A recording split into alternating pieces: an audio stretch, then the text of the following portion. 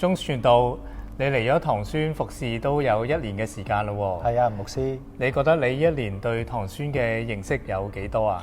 今年都係一個好特別嘅1年啦。咁咧，因為我哋計劃緊未來5年嘅計劃啊嘛，咁所以咧今年我哋有聆聽之旅啦，又有咧全教會性嘅問卷調查，仲有執事同埋同工嘅退休日。咁呢啲嘅活動咧，都讓我咧可以理解咧唐宣更加多嘅。係啊，你講得好啱啊！我哋透過呢啲嘅活動咧，希望更加掌握教會嘅現況啦，同埋弟兄姊妹嘅需要，以至咧我哋教會係能夠對於未來我哋能夠訂立一個嘅我哋教會嘅使命啦，我哋嘅核心價值同埋未來5年嘅策略性計劃嘅。咁啊，鐘傳道，不如請你介紹下我哋教牧同工經過呢1年一齊嚟到討論嘅所得出嘅教會使命係點樣樣？好啊，我讀俾大家聽啊！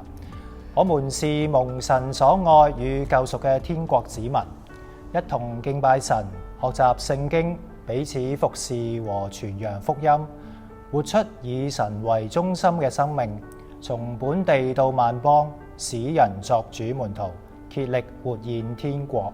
教會嘅使命其實係主耶穌喺地上設立教會嘅時候佢嘅心意，而教會嘅使命咧都係已經喺聖經裏邊所講得好清楚，教會喺地上應該係要做啲乜嘢嘢嘅。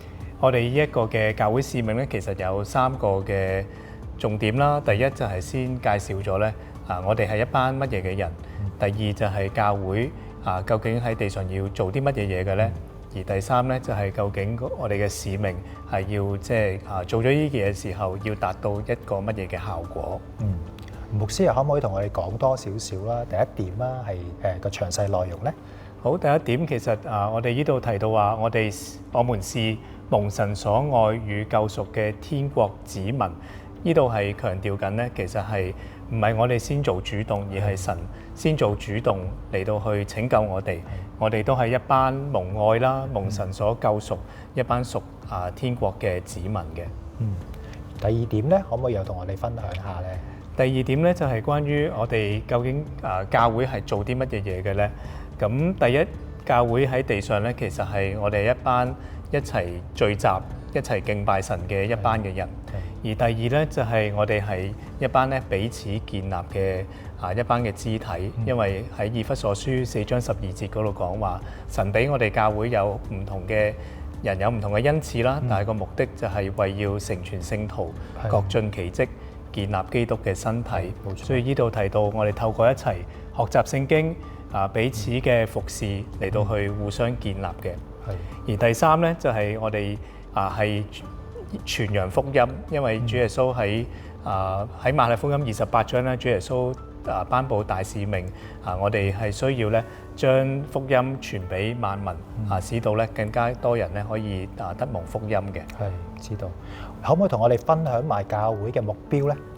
係啦，教會嘅目標其實我哋做頭先以上呢3件嘅事情，敬拜神啦、彼此建立同埋傳揚福音嘅時候咧，神都好希望教會每一個嘅肢體、每一個弟兄姊妹，首先係生命得到轉化。所以呢一句話，活出以神為中心嘅生命，就係講緊咧，我哋未信主之前，可能都係以我哋自己個人為中心啦，但係能夠活出個生命，透過即係聖經嘅教導，透過聖靈嘅幫助咧，希望我哋嘅生命都係以神為中心嘅。最尾呢幾句話，從本地到萬邦，使人作主門徒，呢個就係實踐緊主耶穌嘅大使命。我哋希望從本地或者去到萬邦，去到唔同嘅地方咧，都能夠傳揚福音，並且咧去訓練信咗主嘅人咧嚟到成為忠心跟隨主嘅門徒。而最後一句，竭力活現天國，其實個意思就係講緊咧，我哋嘅信仰唔單止係屬於我哋個人嘅信仰，亦都同呢個社會、同呢個世界係好有關係嘅。我哋嘅福音亦都係影響住整個嘅社會同埋世界。咁所以基督徒或者教會其實喺地上邊咧係努力實踐緊天國嘅價值觀，希望咧能夠活現到天國咧在人間裏邊。教會裏邊無論我哋乜嘢嘅事工啦，我哋做乜嘢嘅活動都好咧，其實都離唔開聖經所俾我哋教會嘅使命。希望呢個使命咧成為我哋教會一個好清晰嘅方向。我哋每做一樣嘢咧，都係翻去睇翻聖經神對教會嘅心意係點樣樣我哋需要點樣嚟到去實踐主耶穌俾我哋嘅使命嘅。唔該晒牧師。